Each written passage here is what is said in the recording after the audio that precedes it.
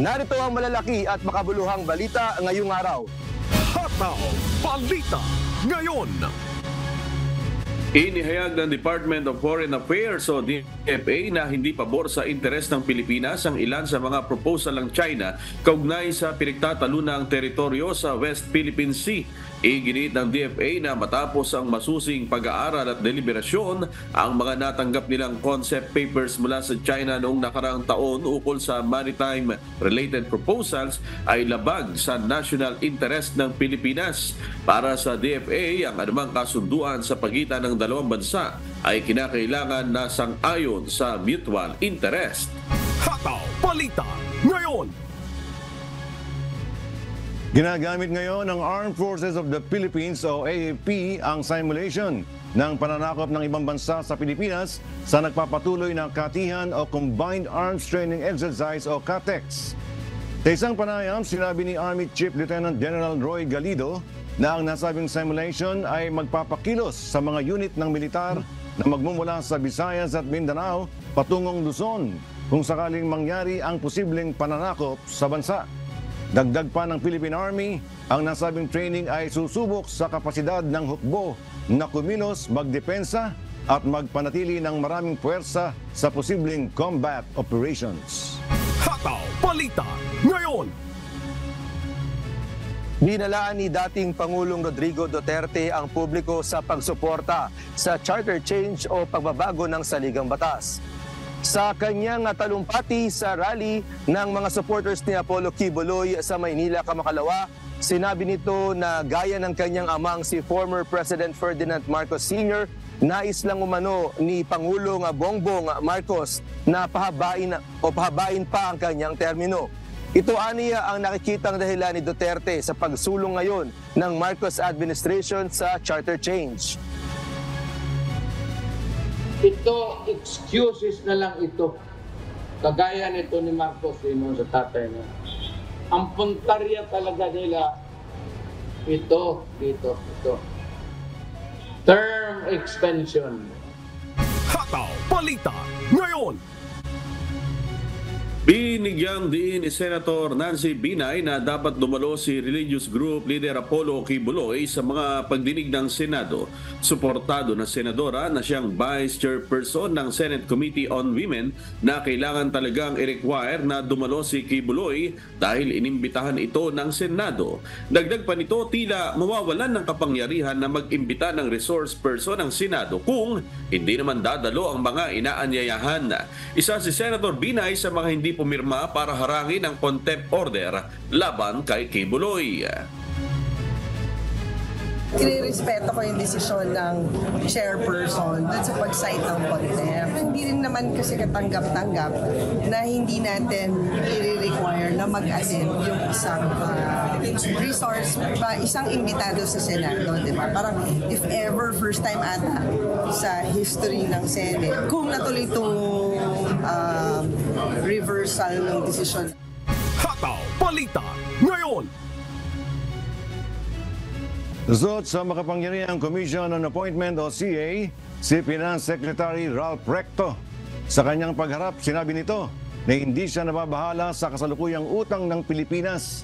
Paliwanag niya, mas mahalaga umano na mas malaki ang growth rate o antas ng paglago ng ekonomiya kaysa paglaki ng utang ng bansa. So for as long as gastusin mo ng tama yung bondong yan at mas lumago yung ekonomiya mo, then your ability to pay improves. So hindi naman ako nababahala sa kalagayan ng utang ng ating bansa. Sa katunayan, 70% ng utang natin ay utang natin sa ating sarili. 1/3 lang ang utang natin sa foreign exchange. So medyo kaya naman natin. Hindi ako nababahala sa issue ng utang natin sa panahon natin ngayon. Hataw Balita Ngayon.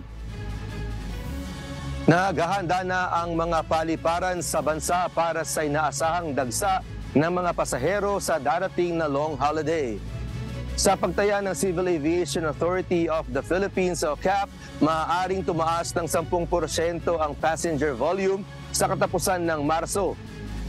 Nagsasagawa na rin aniya ng bomb simulation sa mga paliparan at pinagsumite na rin ang mga airport operations and communications plan ang mga airport managers para natiyakin ang kaligtasan ng mga pasahero. Hataw Balita ngayon. Nangako ang Philippine Health Insurance Corporation o PhilHealth na magiging libre na ang mammogram at ultrasound screening sa mahigit 2,000 accredited hospitals sa buong bansa pagdating ng Hulyo. Layo ng programa na matulungan ng mga kababaihan sa early detection at pag-iwas sa breast cancer at iba pang mga sakit. Parte ito ng pagpapalawak ng primary care benefits sa ilalim ng konsulta package ng ahensya. Hataw Balita ngayon. Gagawin na ng Commission on Elections o COMELEC sa buong bansa ang early voting hours sa darating na 2025 national and local elections. Ang early voting hour ay simula alas 5 hanggang alas 7 ng umaga na eksklusibo para sa mga nasa vulnerable sector tulad ng senior citizens, persons with disabilities o PWDs at mga buntis sa lahat ng presinto sa bansa. Ginawa ng COMELEC ang pilot testing ng early voting hour noong nakaraang 2023 Barangay at Sangguniang Kabataan Elections na isa sa mga innovation ng komisyon. Alas 5 ng umaga hanggang alas 7, exclusive sa kanila. Pero hindi pa naman mahulugan na kung ayaw naman ng iba na bumoto ng ganung oras, pwede pa rin sila bumoto sa regular ng oras. Hataw Balita ngayon. Binalaan kahapon ni Russian President Vladimir Putin ang Estados Unidos ukol sa posibleng pagpapadala ng tropa o militar sa Ukraine. Binigyang diin ni Putin na sa oras na gawin ito ng Estados Unidos, tatanggapin nila itong isang malaking pagpapalaki ng gulo. Binanggit din ng Russian President na handaan niya ang kanyang bansa sa posibleng nuclear war at mayroon siyang sapat na kagamitan at armas na nuklear kung kinakailangan. Hataw Balita ngayon. Yes, good morning Sunny at Bert. Medyo nakakabahala itong banta ni Russian President Vladimir Putin na handa sila sa nuclear war sakali nga na itong Amerika ay magpadala ng militar sa Ukraine. Pero matagal na nating alam at binabalita naman yan na sumusuporta ang Amerika sa mga kagamitang pandigma sa pagpapadala dito sa bansang Ukraine, Sunny at Bert. Yes, amigo Sherwin, dahil itong sigalot o gera laban sa pagitan ng Russia at Ukraine hanggang ngayon nakikita pa natin hindi pa rin natatapos, dahil alam naman natin na merong nasa likod nito. Pero yung itong banta na ito ng nuclear war, talagang talo tayo lahat dito dahil medyo delikado ito dahil maraming mapipirwisyo, lalo na yung mga kalapit na bansa. At para sa akin, tayo apektado rin dito, Sunny, ano bang masasabi mo dyan? Amigo Sherwin at Bert, sana hindi na lumala itong kaguluhan dyan lalo pa sa Ukraine at saka sa Russia. At wag sana sundin itong Amerika yung kanyang long-standing opposition, Bert and amigo, na huwag magpadala ng tropa. No boots on the ground nga ika nga ng mga officers dito sa Amerika, kagaya ni Biden mismo na Pangulo ng Amerika dyan sa Ukraine. Dahil alam naman natin, Bert at amigo, kapag naatake ang isa sa mga tropa ng Amerika dyan sa Ukraine, ito ay titignan din ng kabuuan ng NATO alliance, na kagaya nung kanilang nasa policy nila na attack on one ay attack on all. Kaya sana wag mangyari ito at ingatan nilang wag nang lumala pa ito dahil pati ang mga Pilipino at maging ang iba't ibang mga bansa ay maapektuhan na itong nuclear war kung sakaling lumala sa ganong sitwasyon, amigo. Oo, marami talagang madadamay dyan. Maging ang mga inosente na nakikita nga natin sa bansang Ukraine ngayon sa kanilang pakikipagdigma dito sa bansang Russia. Nawa hindi naman ito mangyari at maging kalmado lang. Kasi pagka ganyang sa salita, nanghihila ng galit, nagpo-provoke, medyo delikado yan.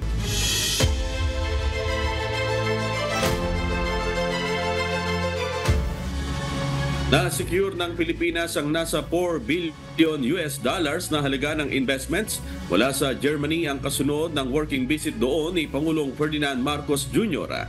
Mayroon ding 3 letters of intent na nakuha ang bansa mula sa iba't ibang German companies. Dagdag pa ang 2 memoranda of agreement at 3 memoranda of understanding. Kabilang rin sa mga napagkasunduan ang pagbuo ng public-private partnership na naglalayong i-rehabilitate ang degraded farmland sa Pilipinas at iba pang mga innovation. Hataw Balita ngayon. Binabuluanan ng Commission on Elections o COMELEC na nagkaroon ng tailor fitting o sila ang nag-adjust sa sistema o makina ng South Korean firm na Miru na gagamitin sa 2025 national and local elections. Ayon kay Chairman George Erwin Garcia, ilang beses nilang binago ang term o reference o TOR sa specifications ng mga makina o automated counting machines ng kumpanyang Miru. Dahil ito sa maraming inputs na isinama dito mula sa kanilang partner na mga ahensya tulad ng National Movement for Free Elections o NAMPREL at Paris Pastoral Council for Responsible Voting o PPCRB. Ako po magsasabi, Diyos ang aking saksi. Wala pong katotohanan yung mga tailor fitting na yan. 11 beses po namin ni-revise ang mismong TOR at alam po yan ng NAMPREL at PPCRB, participate at iba pa pong mga organizations. So ibig sabihin, yung pong TOR namin o yung wish list kung anong gusto naming makina ay produkto ng pagsasama-samang kaalaman, hindi lamang ng COMELEC kundi ng mga partners natin.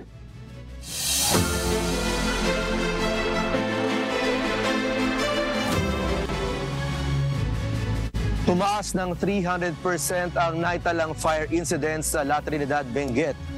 Mula Enero hanggang Marso nitong 2023, 5 lamang ang naitalang fire incidents. Pero ngayong taon, umabot na sa 20 sunog ang nairespondihan ng La Trinidad Fire Stations itong March 13 pa lamang. Karamihan sa naitala ang grass fire na may 13 kaso, 3 special structure at 2 naman sa structural at forest fire. Isa sa mga hamon sa kanila ang terrain sa lugar kaya nahihirapan silang pumasok para magresponde. Gayunman tiniyak pa rin ng La Trinidad Fire Station na handa sila sa anumang kaso ng sunog. Tiniyak din ng pamunuan ng La Trinidad Fire Station na well-equipped at well-trained ang lahat ng kanilang personnel.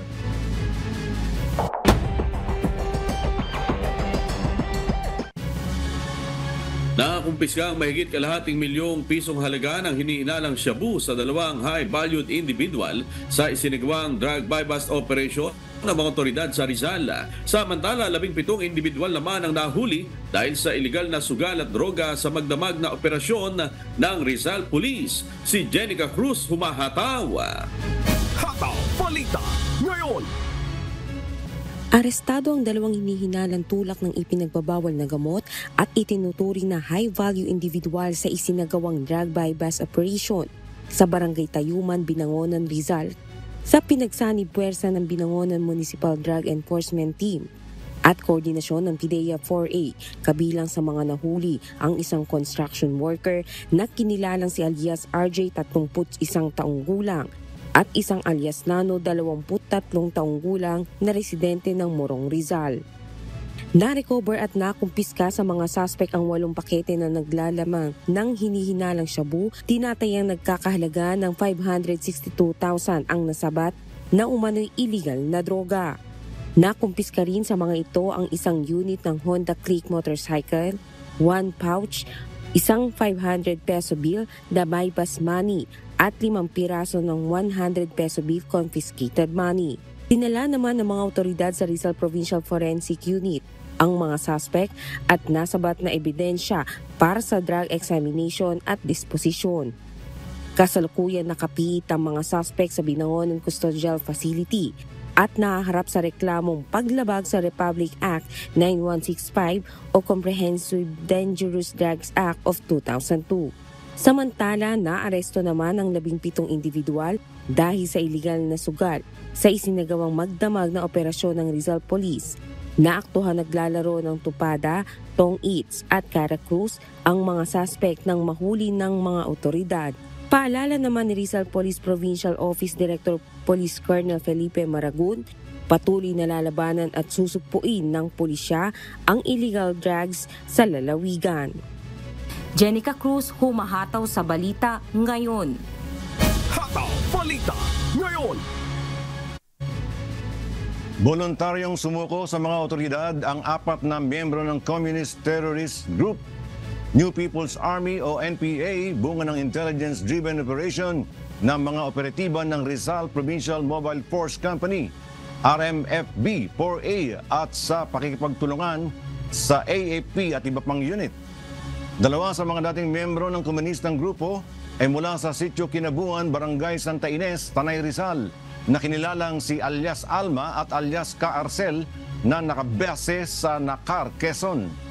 Samantala, 2 naman dito ay naunang sumuko noong March 11 sa 404 ARMFB sa Sitio Cabading, Barangay San Jose, Antipolo City. Kasabay ng kanilang pagsuko ang pag-surrender din ng kanilang mga dating armas at granada. Hataw Balita Ngayon. Arestado ang 2 babae na dadalaw sana sa kanilang mga live-in partners sa Antipolo City Jail. Matapos kasi ang isinagawang inspeksyon, nakumpiska sa mga ito ang hinihinalang shabu na tinago pa sa maselang bahagi ng kanilang katawan. Si Jessica Cruz muling humahataw. Hataw Balita Ngayon. Hindi nakalusot ang 2 babaeng dadalaw sana sa kanilang mga live-in partner na nakapiit sa Bureau of Jail Management and Penology, Antipolo City kahapon March 13. Nahuli kasi ang mga ito na may daladalang umano'y shabu nang pumunta sa pasilidad para sa kanilang mga live-in partner na nakapiit dahil sa iligal na droga. Kinilala ang mga suspect na sina alias Sally, 34 na taong gulang at alias Kat, 39 na taong gulang at pawang mga residente ng Barangay San Isidro, Antipolo City.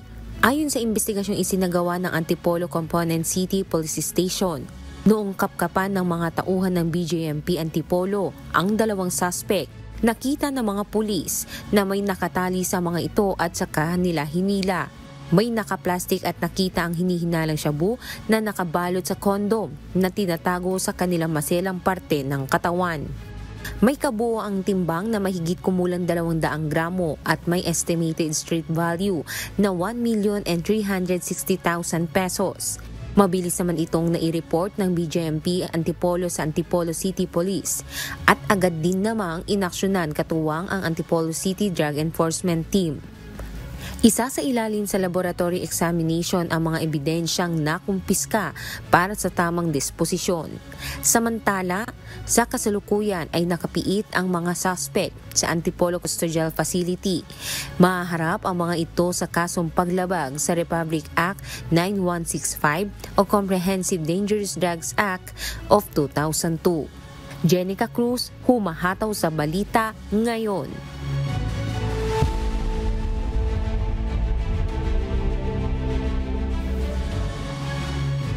KKR and Co. handang mag-invest ng malaking halaga para sa telecom tower operation sa Pilipinas. 400 milyong dolyar puhunang pagkakaloob dito para sa expansion at operation ng mga telecom tower. Ito ang humahataw na balita ni Jazz Masakayan. Hataw Balita Ngayon. Handang mamuhunan ng 400 milyong dolyar ang isang American Global Investment Company na KKR and Company para sa expansion at operations ng telecom tower business sa Pilipinas. Ayon kay Gina Raimondo, U.S. Department of Commerce Secretary, layunin ng nasabing proyekto na makabuo at makakuha ng nasa 2,000 telecom towers upang suportahan ang digital connectivity ng buong bansa. Sa ginanap na 2 araw na trade and investment mission, kabilang ang mga executive ng 22 companies gaya ng United Airlines, Alphabet, Google, Microsoft at Visa. Umabot sa $1 bilyon ang halaga ng investment ng American companies para sa Pilipinas. Nasa higit $400 million naman ang inanunsyong kasunduan ng Ally Power at Maryland startup sa isang unit ng power distributor Manila Electric Company para makalikha ng hydrogen at electric refueling station. Nakikipag-ugnayan din ang Microsoft sa Bangko Sentral ng Pilipinas at sa Ministries of Budget at Trade para malaman kung paanong higit na makatutulong ang ahensya sa productivity nito. Taong 2022 nang nakakuha ng 3,529 telecom towers ang KKR and Company sa halagang 45 billion pesos sa isang sale at leaseback deals sa Philippine Globe Telecom Incorporation. Nakabili rin ang KKR ng 1,012 na mga tower na nagkakahalaga ng 12.1 billion pesos mula sa PLDT Incorporation. Jazz Masakayan, humahataw sa balita ngayon. Hataw Balita Ngayon. Parehong pumasa sa delegate threshold sina United States President Joe Biden at ang kanyang sinundang si Donald Trump para masungkit ang nominasyon ng kanilang mga partido. Ito ang umahataw na balita ni Alvin Soledad. Hataw Balita Ngayon. Malapit nang masaksihan ng Estados Unidos ang unang presidential rematch nito sa loob ng 70 taon sa pagitan ni United States President Joe Biden at Donald Trump. Nagpapahiwatig ang nasabing botohan ng isang mahigpit na karera na siyang magpapaliit sa margin ng ilang mga pangunahing estado ng bansa. Parehong lalaki ang nangingibabaw sa kanilang mga karera sa ngayon at ang kanilang muling nominasyon ay tila natukoy na noong una. Gagawa ng mga opisyal na nominasyon ng mga partido sa kanilang mga isasagawang convention ngayong summer.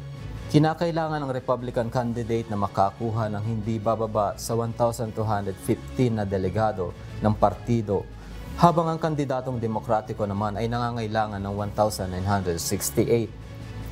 Noong Martes, March 12, ang mga Republican ay nagsagawa ng presidential primaries sa Mississippi, Georgia at Washington State. Gayon din sa isang caucus sa Hawaii, habang ang mga Democrat naman ay nagsagawa ng mga primarya sa Georgia, Washington, Mississippi, gayon din sa Northern Mariana Islands para sa mga Democrat na naninirahan sa ibang bansa. Dumating na ang pagsisimula ng 2024 US presidential election matapos na malampasan ni Biden at Trump ang delegate threshold. Magsisimula ang mismong halalan sa ika-5 ng Nobyembre taong 2024. Alvin Soledad, humahataw sa balita ngayon. Hataw Balita Ngayon. Gumuho kahapon ang Ballarat Gold Mine sa Victoria, Australia. 2 biktima ang naipit sa mga bumagsak na bato kung saan ang isa rito ay nailikas at idinala sa ospital habang patuloy naman ang rescue operation sa mga naiwan. Ito ang humahataw na balita ni Danny Dalieva. Hataw Balita Ngayon. Matagumpay na nailikas ang isa sa 2 trabahador na naipit ng mga bumagsak na bato sa Ballarat Gold Mine bandang alas 10 ng gabi nitong Miyerkules, March 13, habang patuloy naman ang isinasagawang rescue sa pangalawa. Nadala sa Alfred Hospital sa Melbourne ang trabahador na nagtamo ng lower body injuries. Kabilang din sa mga natrap ang 25 manggagawa na matagumpay na nakatungo sa isang safety pod ng gumuhong mine site na matatagpuan sa Mount Clear, Victoria. Ayon kay Victoria Police Acting Inspector Lisa McDougall, nailigtas na ang grupo. Ipinarating ni Victoria State Premier Jacinta Alan sa mga manggagawa at apektadong mga pamilya nito ang kanyang pag-aalala. Tulong-tulong sa rescue operation ang Victoria Police, paramedics at Oscar I Mine Rescue Team ng Country Fire Authority o CFA.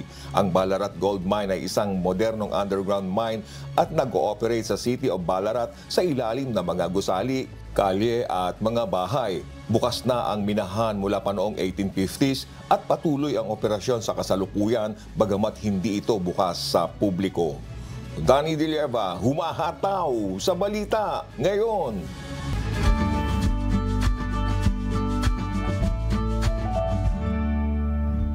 Alamin ang magiging lagay ng panahon sa iba't ibang bahagi ng bansa ngayong araw ng Huwebes. Panoorin po natin ang update mula sa Philippine Weather Bureau Pag-asa. Patuloy pa rin po epekto ng tatlong iba't ibang weather systems po sa ating bansa. Una na dyan ay ang northeast monsoon or amihan na siyang nakakaapekto po dito sa malaking bahagi ng northern Luzon. Ikalawa ay ang easterlies o yung mainit na hangin galing Pacific Ocean na siyang nagdadala po ng maalinsangan ng panahon sa malaking bahagi ng southern Luzon, Visayas and Mindanao. Habang nagtatagpo ang dalawang weather systems na ito, yung amihan and easterlies dito sa linya na tinatawag po natin na shear line, at ito yung nagdadala ng pag-ulan sa malaking bahagi po ng central and southern Luzon. At base naman sa ating latest satellite animation, wala po tayong namamataang anumang weather disturbance na papasok ng ating area of responsibility hanggang sa weekend. Dahil po sa malakas pa rin po na amihan nitong mga nagdaang araw, meron pa rin tayong medyo maalon na karagatan sa malaking baybayin po ng bansa, lalo na dito sa may Luzon at eastern side ng Visayas and Mindanao. Nasa almost 3 meters po, no? Nasa isang palapag ng gusaling taas sa mga pag-alon, lalo na yung sa malalayong parte po ng karagatan, kaya mag-ingat yung ating mga small sea vessels, lalo na yung mga nangingisda. Habang banayad naman ang taas ng mga alon dito sa may Sulusi at bahagi po ng Moro Gulf sa may western side of Mindanao. Sunrise po natin ay 6:04 ng umaga at ang sunset ay 6:06 ng gabi. At napanood po natin ang update mula kay Pag-asa Weather Specialist Benison Estarreja. Tandaan, sa bawat araw na ating nasisilayan, tayo magpasalamat sa Diyos na may lalang. Hataw Balita ngayon! Hindi pa man nagdedeklara ng panahon ng tag-init ang Pag-asa, ramdam na ng publiko ang alinsangan ng klima sa bansa. Kaya ang ilan na ang trabaho ay nasa ilalim ng sikat ng araw, nangangamba sa kanilang maaaring sapitin. Bunsod nito, nagpaalala ang mga medical at healthcare workers na ugaliin ang pag-inom ng maraming tubig sa ganitong panahon. Si Jed Neresina, humahataw! Hataw Balita ngayon! Masakit sa balat. Ganito kung ilarawan ng construction worker na si Manuel ang pakiramdam kapag tumuntong na ang oras ng pagtirik ng araw. At kahit may paminsan-minsang paglilim, dama pa rin niya ang alinsangan ng panahon. Talagang kita nyo naman, no, sunog na kami sa init ng araw. At saka masakit talaga sa ulo. Dapat talaga maraming inumin na tubig para hindi ma-dehydrate. Yung init talaga kasi mabilis kaming matuya ng laway dahil sa tindi ng init. Tapos lalabasan kami ng maraming pawis. Yun ang nararamdaman namin talaga. Kahit naman ngayon, no, napakainit kahit nasa lilim ka, mainit pa rin talaga. Sakit din ng ulo at hapdi sa balat ang iniinda ng tricycle driver na si Maximo Ortiz sa ilang oras na paghintay ng pasahero. Madalas sumasakit yung ulo ko sa init. Tapos yung katawan, nararamdaman ko yung init niya sa balat ng katawan ko. Tulad sa kamay kasi dadrive ka ng tricycle. Ang motorcycle taxi rider naman na si Raymond Bagona, hindi na kayang bumiyahe maghapon dala ng tindi ng init. Dati kaya pa mag full time ng biyahe maghapon. So nung tumindi ng init, hindi na kaya ma'am. Kailangan magpahinga. So medyo malit ang kita. Hindi kagaya dati pag tama lang init, kaya pang mag full time.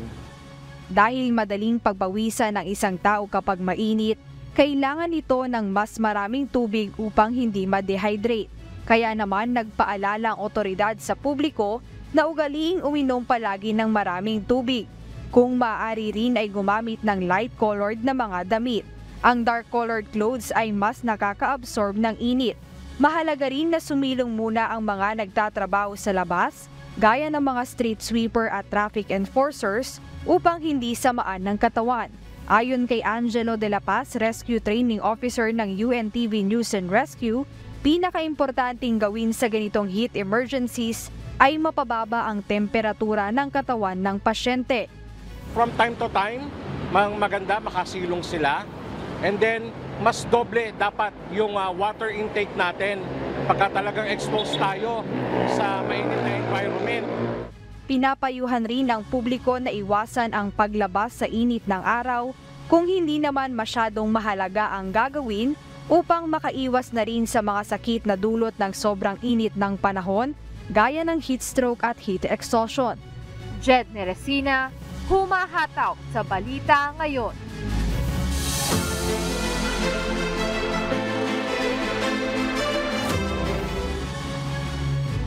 Inihayag ng pamunuan ng viral resort na nasa gitna umano ng Chocolate Hills sa Bohol na alam ng lokal na pamahalaan ang kanilang operasyon dahil mayroon silang business permit mula sa LGU noon pang 2019.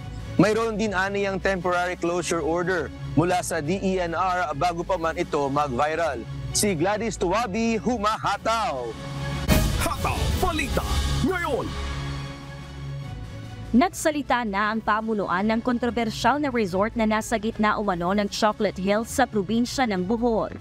Ayon kay Julieta Sablas, ang manager ng Captain's Peak Resort, alam ng lokal na pamahalaan ang kanilang operasyon dahil sa kanila mismo sila nakakuha ng business permit. Officially po siya na nakakuha na po kami ng business permit is 2019. Yes, of course. Yung business permit galing po sa LGU po yan. Aniya, nasasaktan umano sila sa mga naririnig nila ngayon, lalo't wala naman talaga silang ginawa para sirain ang Chocolate Hills. Parang nasaktan din yung sa mga sinasabi na nila na bakit daw giniba namin yung Chocolate Hills na hindi naman talaga namin ginawa. O nakita mo naman yun lang na nasa gilid-gilid lang po ng Chocolate Hills namin yung mga structures po. Nasa gitna lang po yung mga structures namin sa Chocolate Hills. Hindi doon sa itaas. Yung bawal po sa DNR, yung nasa itaas po. Ano sa itaas? Sa itaas ng Chocolate Hills. Dagdag ni Sablas, ngayon lang umano nila nabasa ang temporary closure order na ipinadala ng Department of Environment and Natural Resources noong nakaraang taon. Aniya, ang pagpapasara ay hindi dahil sa pag-iba ng Chocolate Hills, kundi sa pagkaantala ng kanilang Environmental Compliance Certificate o ECC. Ngayon po, nabasa namin na meron po siyang temporary closure po. Ngayon ko lang po nabasa na meron na pong in-issue na temporary closure. Kasi yung violation po namin, hindi po sa Chocolate Hills na giniba namin. Ay, hindi? Yung naantala lang po yung aming ECC po, Environmental Compliance Certificate po. Hindi pa lumabas yung in-applyan namin. Nakahanda naman ang pamunuan ng Captain's Peak Resort na ipakita ang kanilang lugar para maipaalam sa publiko na wala silang nilabag at sinira. Sa bahagi naman ng Provincial Government of Bohol, nagsagawa na umano ng investigasyon ang Sangguniang Panlalawigan Committee on Environment at nagsumiti na rin ng kanilang ulat at rekomendasyon ukol sa issue. Gladys Tuwabi, humahataw sa balita ngayon. Hataw Balita ngayon. Inaasahan ng Department of Health o DOH na mas tataas pa ngayong taong 2024 ang naitalang bilang na 4.5 million na malasakit center beneficiary sa bansa noong 2023. Naniniwala ang ahensya na maabot ito dahil sa isinusulong na pagbubukas ng mga malasakit center malapit sa mga hospital sa iba't ibang bahagi ng Pilipinas. Si Nestor Torres, humahataw. Hataw Balita ngayon. Ibinahagi ni Department of Health Undersecretary Maria Rosario Vergere na malaki ang nagagawa ng malasakit center sa bawat hospital ng pamahalaan. 6 na taon na mula nang umpisan ito noong February 2018. Nakapagpapagaan ito sa gastusin at bayarin ng bawat nangangailangang pamilya sa ospital. Sa tulong po ng Malasakit Center, nakapagbigay mo tayo ng suporta sa total of 4.5 million families, Pilipino, dito po sa buong bansa noong 2023. At sabihin mo natin, mas nadami pa yan by this year at sa succeeding years. Isa si Aling Imelda Sugpatan ng May Kawayan, Bulacan, ang tila nabunutan ng tinik nang matulungan sa kanilang bayarin sa ospital sa pagpapagamot ng kanyang kapatid na stroke patient. A month ago po kasi, na-confine sa PGH yung sister ko. So, na-stroke po siya, nagkaroon po ng bleeding sa brain. Meron po isang pasyente na lumapit sa Malasakit Center, tapos nag-advise po sa amin, sa pamangkin ko, na pumunta doon at humingi ng tulong.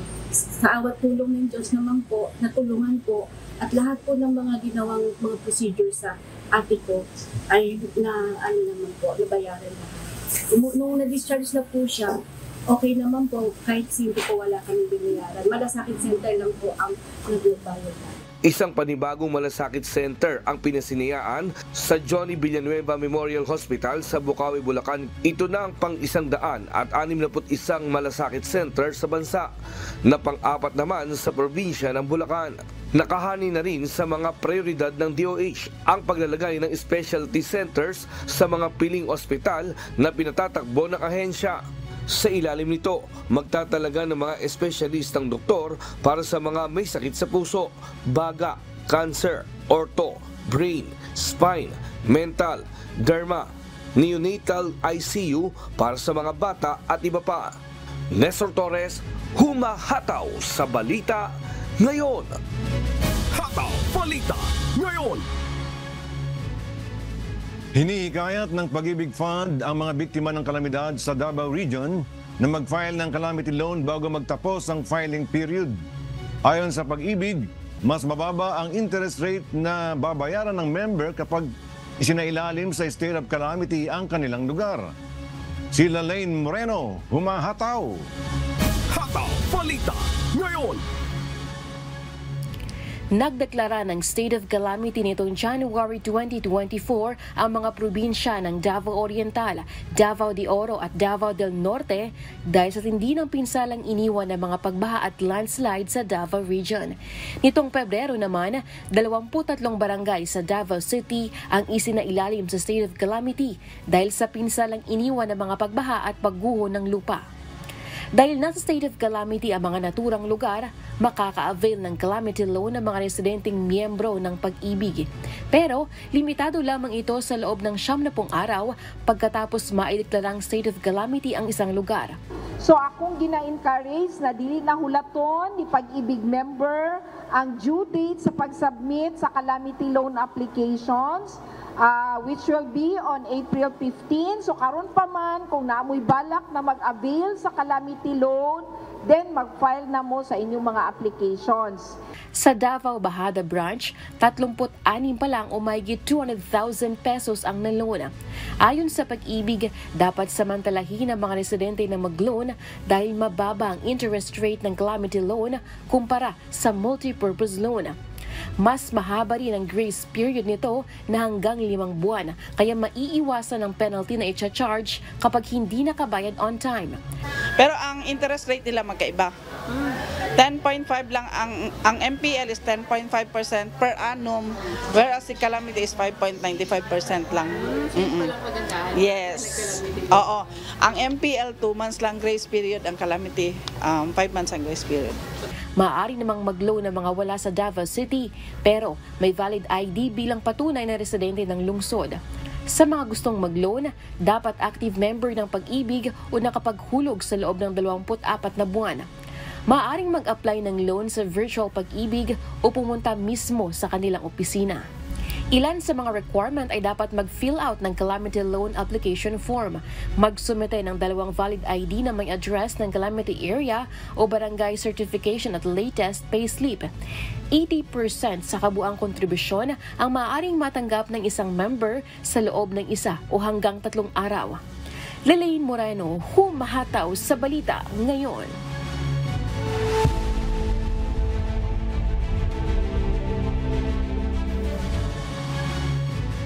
Nagpapatuloy ang pagtaas ng inflation sa Estados Unidos, dahilan para tingnan ng Federal Reserve kung gaano ang ibabawas sa interest rates.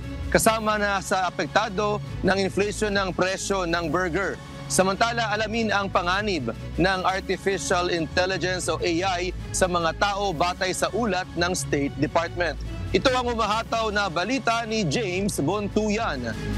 Hataw Balita Ngayon.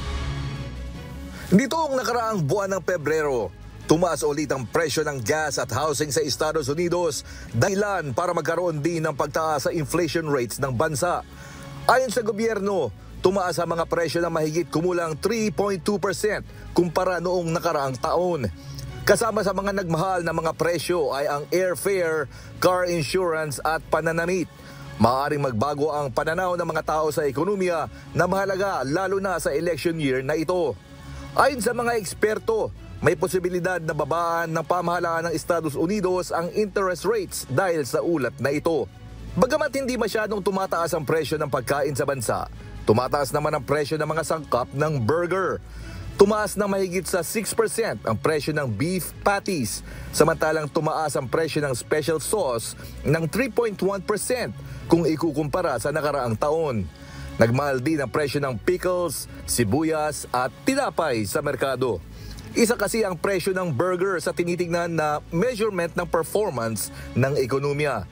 Kaya pag mas mahal ang presyo ng burger, maaaring mas malala ang kalagayan ng ekonomiya. Samantala, naglabas ng ulat ang US State Department sa panganib ng Artificial Intelligence o AI. Mahigit 200 tao, kasama ang mga eksperto sa AI at national security, ang isinailalim sa isang interview para sa ulat na ito. Ayon sa ulat, maaaring makapagdulot ng panganib sa human existence ang pinaka-advanced na AI systems. Ang isang pangamba ay maaaring magamit bilang sandata ang AI kung hindi mag-iingat ang sinumang individual. Kaya bagamat maraming potensyal ang AI na magamit sa mabuti, may mga panganib din na posibleng mangyari kung hindi ito magagamit ng tama. Ipinapahiwatig din ng ulat na sa lalong madaling panahon, kailangan na maaksyonan ng mga nabanggit na panganib na ito. James Bontuyan, humahataw sa balita ngayon. Hataw Balita ngayon. Bumaba ang bilang ng mga namamatay na bata sa buong mundo batay sa isang report na inilabas ng United Nations. Ito ang humahataw na balita ni Cres Fugaban. Hataw Balita ngayon. Bumaba sa 4.9 milyon ang bilang ng mga namatay na bata na may edad na 5 pababa noong 2022 batay sa isang report na inilabas ng United Nations noong Miyerkules, March 13. Mas mababa ito umano noong 2021 kung saan umabot ng 5 milyon ang naitalang mga namatay na bata sa edad na 5 pababa. Ayon kay Juan Pablo Uribe, Director for Health, Nutrition and Population at the World Bank, isa umano itong important milestone ngunit hindi pa sapat. Bagamat higit sa kalahati na ang bilang ng mga namamatay na batang edad 5 pababa kumpara noong taong 2000 ay malayo pa rin ito sa 2030 target. Cres Fugaban, humahataw sa balita ngayon. Hataw Balita ngayon. Inilabas na ng National Aeronautics and Space Administration o NASA ang disenyo ng Europa Clipper spacecraft na gagamitin sa paggalugad sa buwan ng planetang Jupiter. Dala rin nito ang golden record o mensahe na nakaukit sa commemorative plate nito. Mula sa Calgary, Canada, may humahataw na balita si Melda Andrada, live. Hataw Balita ngayon. Hello, Imelda. Magandang araw sa iyo. Kailan nakatakdang ilunsad ang Jupiter's Icy Moon Exploration? Magandang araw, Bert. Ilulunsad ng NASA ang Europa Clipper spacecraft sa buwan ng Oktubre ngayong taon sa isang SpaceX Falcon Heavy rocket mula sa Kennedy Space Center sa Florida, USA. Ito ang unang spacecraft na ganap na nakatuon sa paggalugad sa buwang Europa upang malaman kung maaari itong sumuporta sa buhay. Ang Europa ay isang robotic solar panel spacecraft na may habang 30 meters o 100 feet at mayroong 24 engines. Binubuo ang katawan nito ng avionics bolt, radio frequency module at propulsion module. Dala rin nito ang nasa 2.6 million signatures ng mga tao sa mundo, recording ng salitang tubig mula sa 103 languages, isang tula at simbolo ng tubig na nakaukit sa 7 by 11 inches triangular tantalum metal.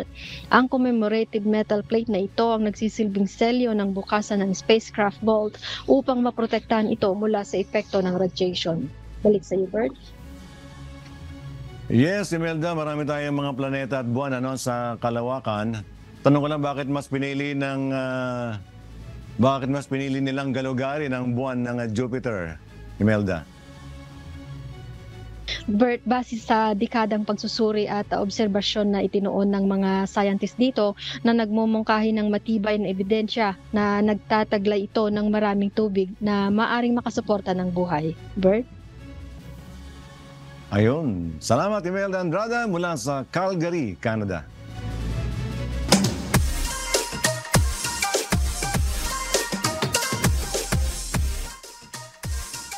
Ito na, ang hindi natin makalilimutan ang pinakaabangan nating lahat. James, pwede bang bumate?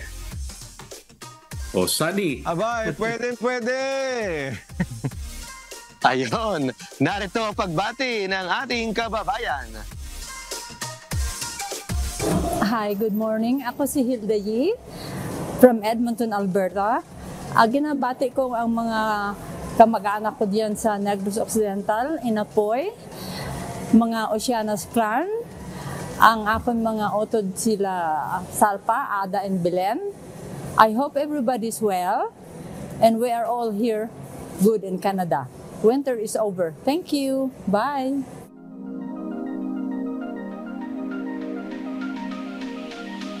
Ayun, singit ko lang, batiin ko yung mga Kilo Outdoors kasi last 2 weeks na umuwi ako dyan sa Pilipinas, amigo Sherwin at Sunny, at nakasama ko yung kasama dito sa MCGI Philippine Loop, at nagpunta kami sa Sitio Kalangitan at samantanin ko lang yung pagkakataon. Sila Brad Jun, Sis Erica, Brad Danvic, yung kanilang coordinator, si Brad Bon, Sis Eunice, at hello sa mga kapatid dyan sa Sitio Kalangitan. Ganon din kay Brad McCoy, at mga officers sa mga kapatid sa lokal ng Kapas, Tarlac.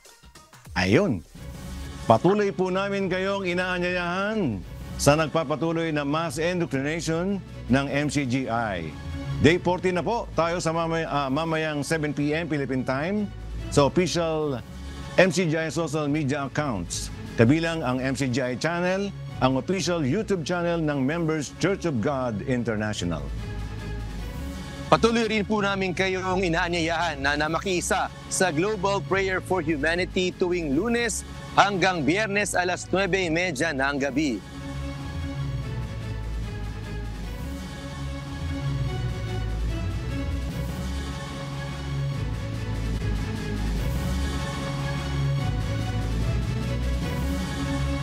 Sunny, ito po ay naka-stream ng live sa lahat ng MCGI social media accounts. Yes, ang Global Prayer for Humanity ay bukas po sa lahat, anuman ang inyong relihiyon o lahi.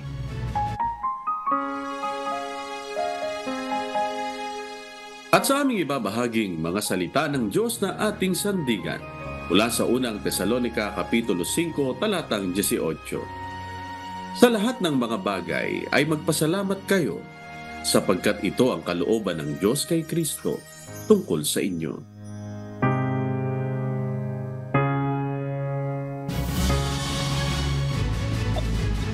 Mahataw na balita ngayong umaga ng Huwebes, ika-14 sa buwan ng Marso 2024. Sa ngalan po ng lahat ng bumubuo ng UNTV News and Rescue, UNTV Radyo La Verdad 1350 at ng ating mga correspondent mula Luzon, Visayas at Mindanao. Mula po rito sa Pilipinas, ako po inyong amigo Sherwin Kulubong.